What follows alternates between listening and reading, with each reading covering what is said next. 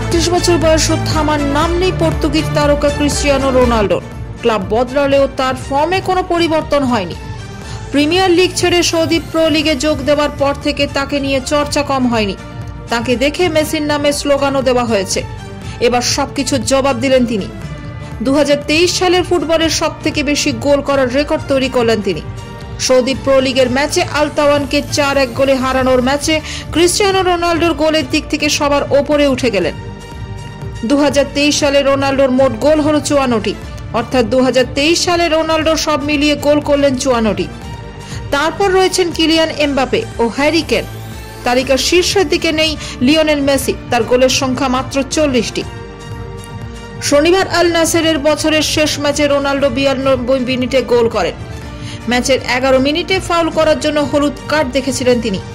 ম্যাচে আল নাসের প্রথমের দিকে পিছিয়ে যায়। পেনাল্টি থেকে গোল করেন বিপক্ষ দলের আশরাফ এল মাদিওই। এরপর কামব্যাক শুরু করেন আল নাসের।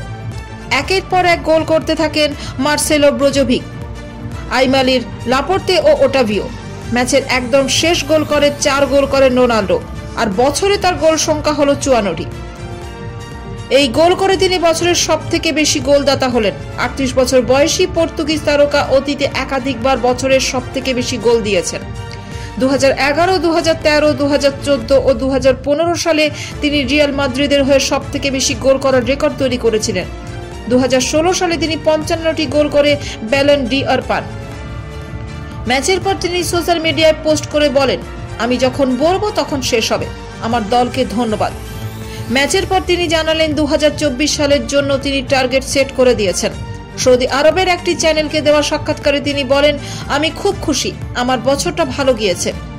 দল ও ব্যক্তিগত পারফরমেন্সের দিক থেকে ভালো ছিল। আমি অনেক গোল করেছি, গোল করতে সাহায্য করেছি। আমার ভালো লাগছে এবং পরের বছর আমি আরো ভালো করার চেষ্টা করব।